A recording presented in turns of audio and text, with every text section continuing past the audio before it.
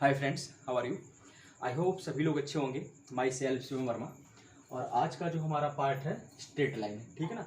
इससे पहले जो भी मैंने जितने पार्ट्स बनाए हैं, शायद 12 पार्ट हैं, उसमें मैंने फाउंडेशन ऑफ स्ट्रेट लाइन या फिर बोले फाउंडेशन ऑफ कोऑर्डिनेट ज्योमेट्री, ठीक है ना, उसको एक बार देख लेना, ज़्यादा बेटर रहेगा आपके लिए। तो आज से हम शुरू करने वाले हैं स्ट्रेट लाइन, ठीक है ना। तो इसकी डेफिनेशन, इसकी बहुत ही क्रूड सी डेफिनेशन अगर बोलें तो आपने क्लास 10th में एक चीज़ पढ़ी होगी जिसका नाम है linear equation in two variable, ठीक है ना। क्या होता है a1x plus b1y plus c1 equal to 0, a2x plus b2y plus c2 equal to 0, equation 1 and equation second, ठीक है ना। बहुत याद होगा आपको। ये दो इक्वेशन हुआ करती थी। हम लोग क्या करते थे, x की वैल्यू निकालते थे और y की वैल्यू निकालते थे। उनके तरह तरह के कुछ मेथड होते हैं सॉल्व करने के। उसमें लास्ट में आपने एक चीज़ देखी होगी, क्या करते थे हम, एक हमारे पास ग्राफ पेपर हुआ करता था और उसका जब ग्राफ ड्रॉ करते थे हमें क्या मिलती थी, स्ट्रेट लाइन मिलती थी। क्लियर। तो यहाँ पर इसको अगर बहुत ही रफली बोले तो ये क्या होता है भाई, स्ट्रेट लाइन में देखो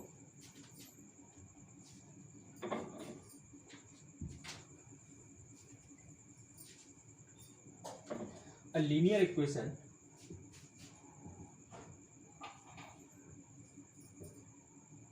in x and y। Clear. एक लीनियर इक्वेशन होगी किसमें, x एंड y, ठीक है। मतलब क्या है कि डिग्री उसकी कितनी होगी, 1। डिग्री के बारे में पता होगा, डिग्री क्या होता है, x y की जो पावर होती है, हाईएस्ट पावर को हम क्या बोलते हैं, डिग्री, ठीक है ना। एंड या फिर इसको ऐसे ही बोले हम, only x, y and constant terms are present।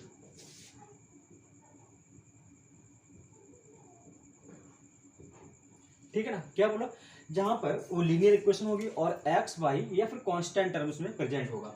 अगर हम कुछ एग्जांपल के तौर पे यहाँ पे लिखें 7x plus 5y plus 8 equal to 0, is this linear equation.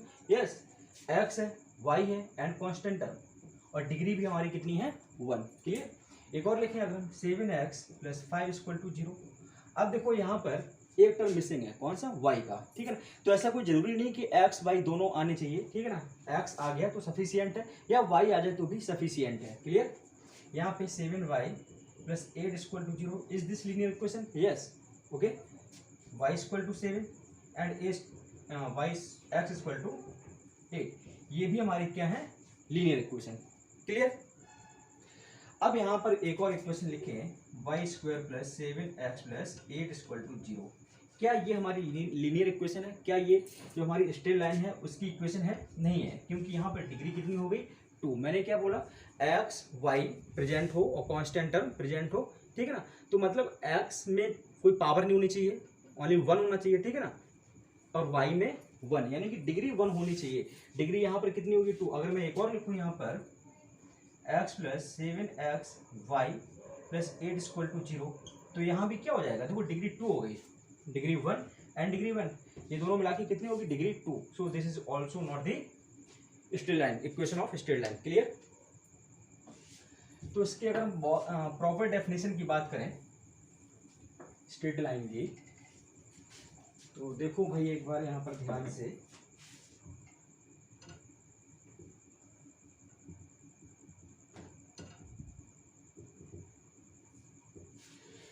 Definition देखो यहाँ पर क्या होता है, a straight line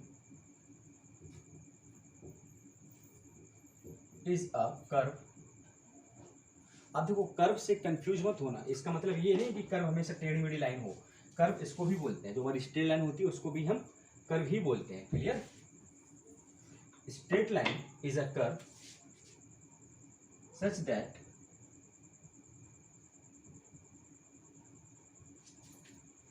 every point points on the curve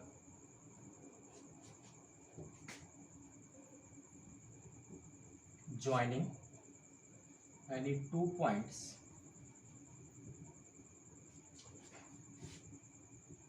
lie on it। ठीक है ना। तो देखो डेफिनेशन में क्या बोल रहा है, क्या बोला है कि एक हमारे पास कर्व है कोई, ठीक है ना, एक इस तरीके से मैंने ले लिया। क्या बोल रहा है, यहाँ पर जितने भी पॉइंट्स होंगे, कुछ मैंने यहाँ पर ले लिए। तो डेफिनेशन में क्या बोल रहा है कि इसके जो भी पॉइंट्स हैं, अगर किन्हीं दो पॉइंट को मिला के एक लाइन सेगमेंट को हम ड्रॉ करें इस तरीके से, देख रहे हो ना, ध्यान से देखना, मैंने क्या किया, इन दो पॉइंट्स को मिलाया और क्या किया, एक लाइन सेगमेंट को ड्रॉ किया। तो डेफिनेशन में क्या बोला गया कि कर्व में जितने भी रिमेनिंग पॉइंट्स हैं वो पॉइंट भी इस लाइन सेगमेंट में लाई करने चाहिए। क्या ये कंडीशन को फुलफिल कर पा रहा है, नहीं कर पा रहा, ठीक है ना। अब देखो यहाँ पर वही चीज, मैंने दो पॉइंट्स ले लिए और यहाँ से मैंने एक लाइन सेगमेंट ड्रॉ किया और देखो यहाँ पर जितने भी रिमेनिंग पॉइंट्स हैं वो सारे के सारे पॉइंट्स इस लाइन सेगमेंट में लाई कर रहे हैं। So this is the straight line and this is not. Clear. तो ये तो हमारा हो गया एक थ्योरेटिकल पार्ट हो गया बताने का।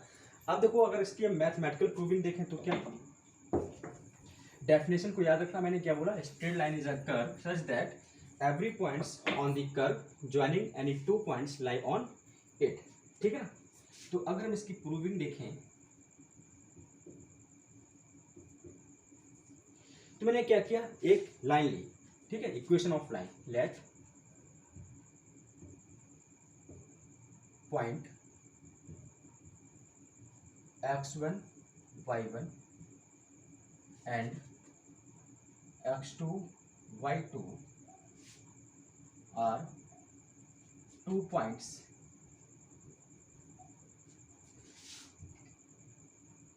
let x1 y1 and x2 y2 are 2 points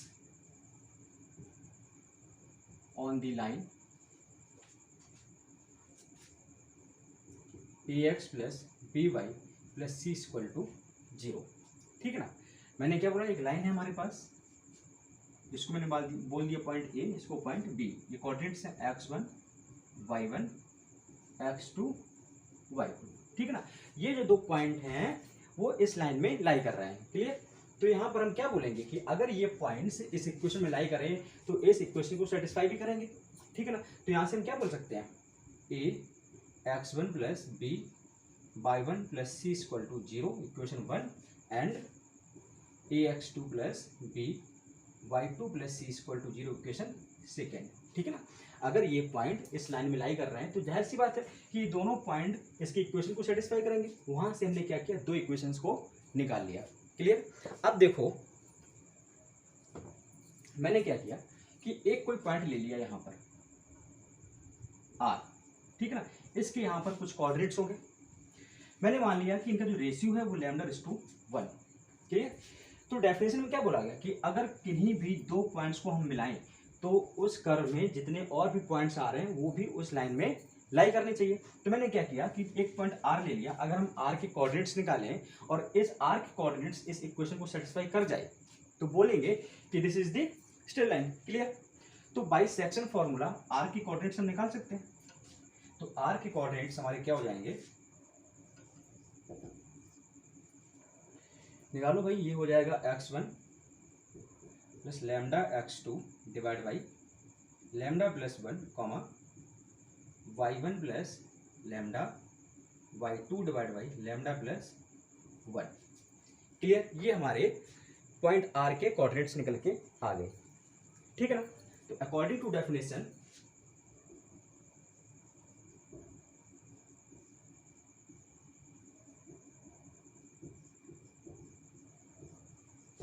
r will lie on the line,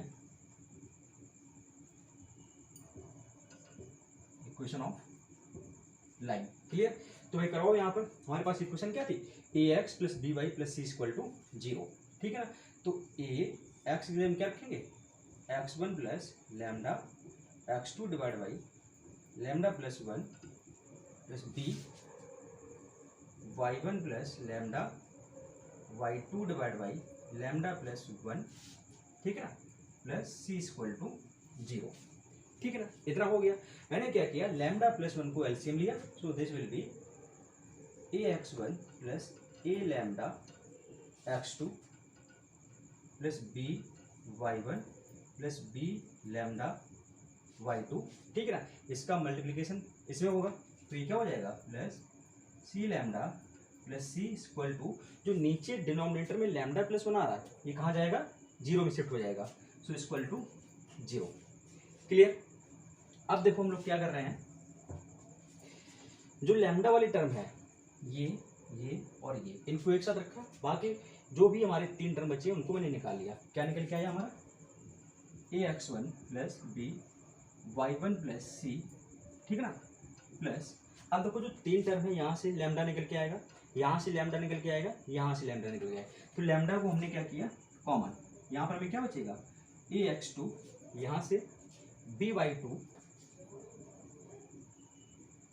plus यहाँ से हमें क्या मिलेगा c plus C equal to zero, ठीक है ना। तो इक्वेशन 1 और इक्वेशन सेकेंड को जरा गौर से देखो, ax1 plus by1 plus C equal to zero and ax2 plus by2 plus C equal to ये क्या है zero, so this will be zero plus lambda into zero equal to zero, तो zero equal to zero, equation satisfied. Clear. तो मैंने जो point लिया था r, इसके जो कोऑर्डिनेट्स हैं इसने भी क्या किया, इक्वेशन को सेटिस्फाई कर दिया, ठीक है ना। तो अगर हम डेफिनेशन को एक बार फिर से देखें तो मैंने क्या बोला था, किन्हीं भी 2 पॉइंट्स को अगर हम मिलाएं तो उसमें और भी जो थर्ड पॉइंट है वो भी उसी में लाई करना चाहिए, ठीक है ना। तो हमने मैथमेटिकली प्रूव कर दिया कि जो थर्ड पॉइंट मैंने आर लिया इसके कोऑर्डिनेट्स क्या कर रहा है, इस लाइन की इक्वेशन को सेटिस्फाई कर रहा है। क्लियर। तो नेक्स्ट पॉइंट है हमारा स्लोप। तो स्लोप आपको पता होगा क्या होता है, tan थीटा, क्लास 10th में शायद है भी स्लोप, थोड़ा सा उसमें बताया गया है।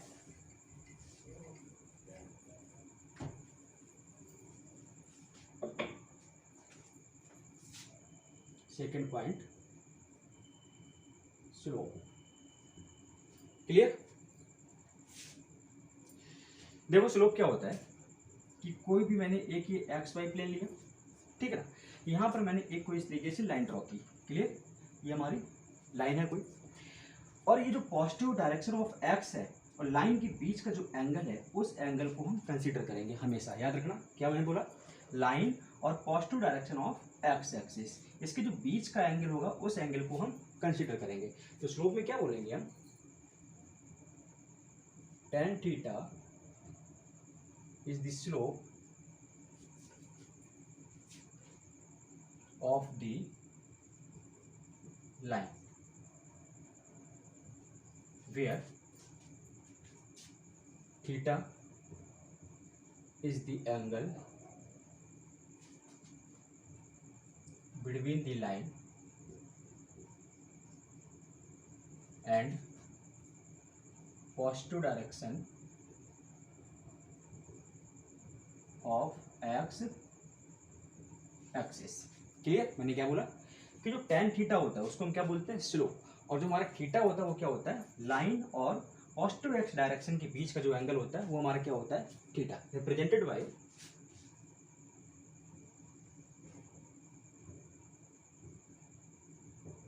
एम, ठीक है ना। किससे लिखते हैं हम, एम से।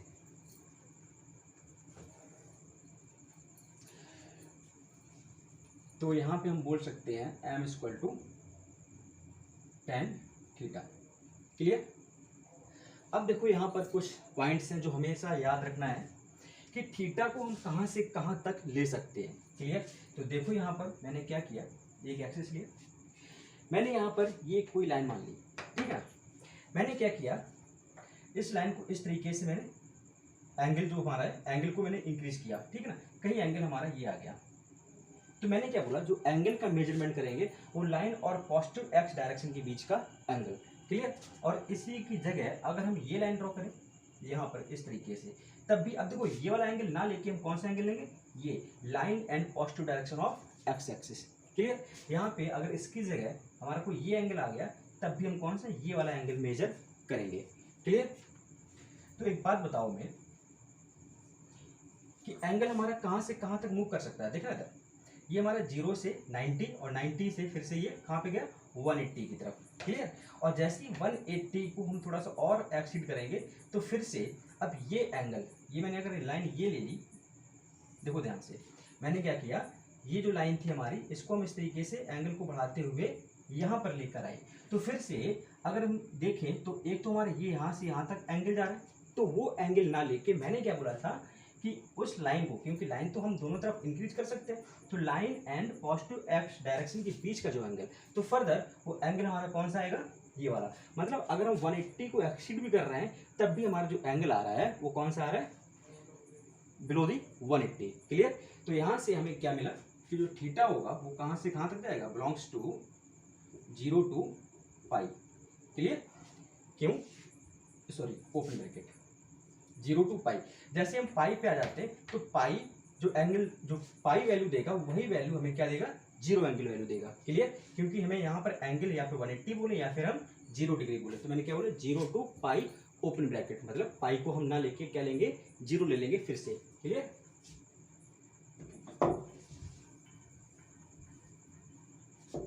अब देखो जो इसका नेक्स्ट पॉइंट है, इसकी कुछ कंडीशंस हैं कि अगर एंगल यानी कि थीटा हमारा 0 हो, first point, if theta equal to 0, तो टेन थीटा क्या हो जाएगा 0, या फिर हम बोले यहाँ से एम हमें क्या मिलेगा 0। Clear. Second point, if theta is acute angle, अगर थीटा हमारा एक्यूट एंगल है, मतलब कहाँ पे 0 और 90 के बीच में, तो हमें पता है कि फर्स्ट क्वाड्रेंट में टेन थीटा कैसा होता है पॉजिटिव, एंड सेकंड क्वाड्रेंट में टेन थीटा हमारा कैसा होता है नेगेटिव। क्लियर। तो थीटा अगर एक्यूट है मतलब कहाँ पे हम लोग, फर्स्ट क्वाड्रेंट, ठीक है ना। तो यहाँ से हमारा जो स्लोप होगा एम, वो क्या होगा, always will be positive. Clear. Third point, if theta is 90, तो टेन 90 कितना होता है, अनडिफाइंड। क्लियर। तो अगर हमारा थीटा 90 हो जाएगा तो स्लोप हमारा क्या हो जाएगा, undefined. Clear. And fourth point, if theta is obtuse angle. अब देखो ऑब्ट्यूस एंगल मतलब क्या, 90 और 180 के बीच में कहीं हम लोग सेकेंड क्वाड्रेंट में, और सेकेंड क्वाड्रेंट में टेन थीटा हमारा कैसा होता है नेगेटिव, मतलब tan theta will be negative या फिर M will be negative, slope हमेशा हमारा वहां पर क्या मिलेगा, negative. Clear. And the last and fifth point, if theta is 180, ठीक है ना, थीटा 180 हो जाएगा तो फिर से टेन 180 क्या होता है 0, तो स्लोप विल बी 0। क्लियर। तो ये कुछ पॉइंट्स थे, इनको हमेशा याद रखना विद कॉन्सेप्ट। क्लियर। पहले कॉन्सेप्ट, उसके बाद में फॉर टाइम सेविंग इसको याद रख लेना। अब देखो यहां पर स्लोप का ही पार्ट है अभी,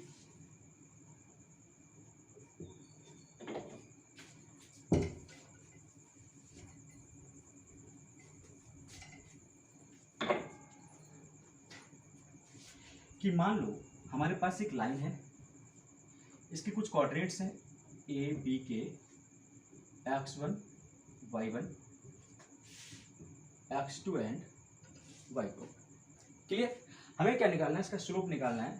तो मैंने क्या किया, एक parallel to x axis and parallel to y axis कुछ इस तरीके से लाइन ड्रॉ की। y एक्सिस है ये हमारा x axis and this is origin.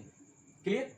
तो यहाँ से अगर हम ये डिस्टेंस निकालें, इसको मैंने मान लिया c, तो AC की डिस्टेंस निकालें तो यहाँ से यहाँ तक ये कितना है x2, और यहाँ से यहाँ तक ये कितना है x1, so this will B x2 minus x1। इसी तरीके से ये कितना है y2, ठीक है ना, ये कितना है y1, तो ये क्या हो जाएगा y2 माइनस y1। और ये देखो ये जो एंगल अगर थीटा है तो ये एंगल भी क्या हो जाएगा थीटा, क्योंकि ये लाइनें आपस में कैसी हैं, पैरेलल। क्लियर। सो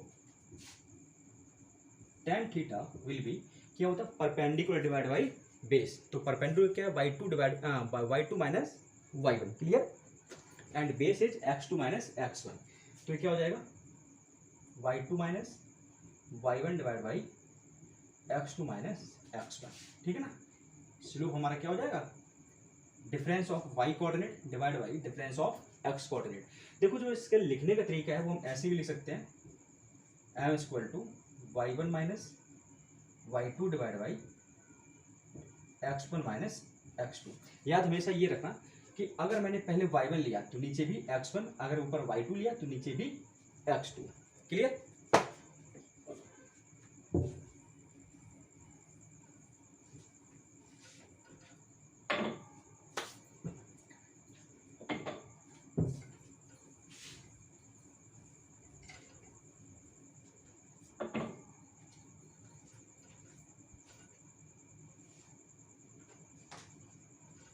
देखो इस पे बेस्ड क्वेश्चन है एक।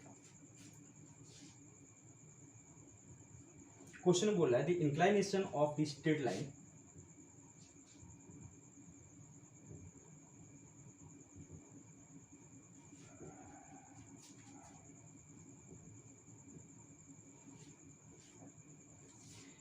Passing through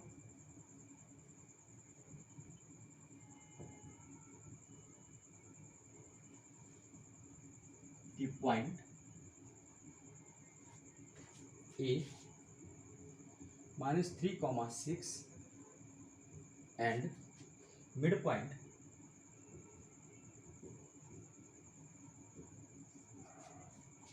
of the line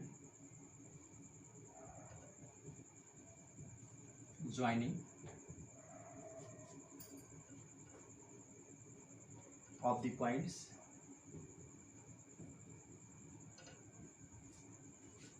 और पॉइंट्स हमारे बी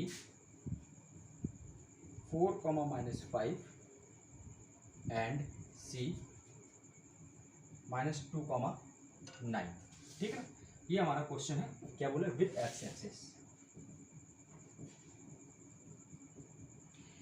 इंक्लाइनेशन हमसे पूछा गया, मतलब हमसे क्या पूछा गया, स्लोप पूछा गया एक लाइन का जो कि किस पॉइंट से पास हो रहा है, -3, 6 से and the mid point of B and C. Clear. देखो यहाँ पर क्या बोला है, एक ये जो पॉइंट है बी, सॉरी एक लाइन है बी सी, इसके कोऑर्डिनेट्स हमें गिवन है 4, -5, 4, -5 and the coordinates of C is -2, 9। Clear. एक लाइन है जो कि इसकी मिड पॉइंट से कहीं पास हो रही है, मैंने ये लाइन मान ली। मिड पॉइंट मतलब इसने क्या किया, दो इक्वल पार्ट में डिवाइड कर दिया। ठीक है ना। और एक और पॉइंट है -3, 6 कहीं वहां से पास हो रहा है, मैंने ये मान लिया -3, 6 पॉइंट ए। ठीक है ना। तो हमसे क्या पूछा गया, इसको मैंने मान लिया D, slope of line A D. ठीक है ना, एक ऐसी लाइन जो इस पॉइंट से पास हो रहा है and the mid point of B C कहीं यहाँ पर होगा। क्लियर। तो एक बात बताओ, किसी भी लाइन का स्लोप निकालने के लिए उस लाइन पर हमें कितने कोऑर्डिनेट्स पता होने चाहिए, दो कोऑर्डिनेट्स। तो एक तो ऑलरेडी हमारे पास सामने लिखा है, ए का कोऑर्डिनेट्स -3, 6। क्लियर। तो सेकंड पॉइंट भी हम आसानी से निकाल सकते हैं, ये क्या है, मिड पॉइंट। तो मिड पॉइंट हम निकाल सकते हैं, क्या होता है 4 - 2 यानी कि 2/2, दिस विल बी 1, ये हमारा क्या हो जाएगा 9 - 5, 4/2 यानी कि 2। ठीक है ना। तो मिड पॉइंट हमें क्या मिल गया 1, 2। सो slope of A D will be, अगर हम इसको मान लें x1 y1 x2 y2, तो स्लोप क्या होता है y2 - y1 divide by x2 - x1। Clear.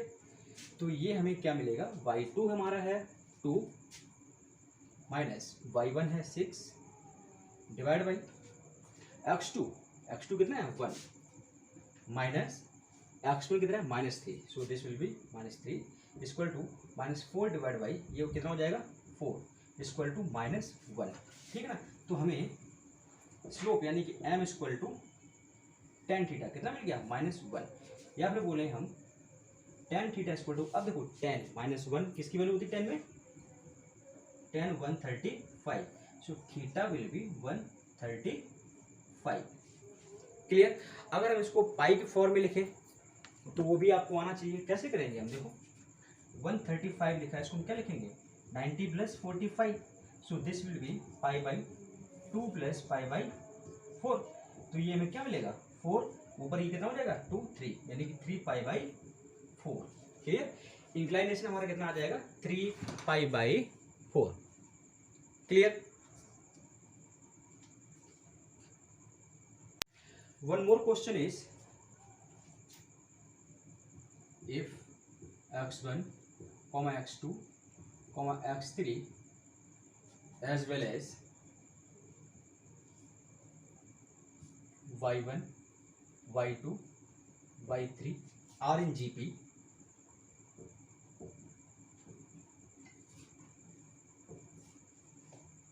with same common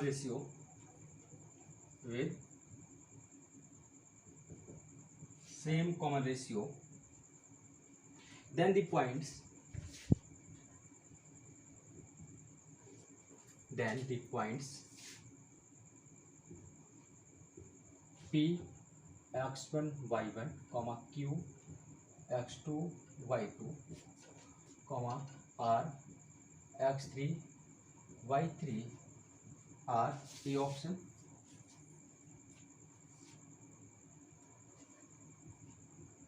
lie on straight line, B lie on an ellipse, C option lie on circle, and D part are vertices of triangle. Clear? ये question है हमारे पास। तो हमसे क्या बोल रहा है कि जो x1 x2 x3 y1 y2 y3 ये कैसे हैं जीपी में। तो हमें पता है कि हमारे पास जो कोऑर्डिनेट्स हैं, सॉरी पॉइंट्स हैं, ये क्या हो जाएगा, एक तो x1 है, ठीक है ना, अगर हमारा कॉमन रेशियो सी आर को मान लें आर, ठीक है ना, स्मॉल आर, तो यहाँ से x2 में क्या मिलेगा, x2 will be R x1 and x3 will be R square x1। Clear? Common ratio same है, सो y1 y2 हमें क्या मिलेगा, R y1 and y3 will be R square y1। Clear?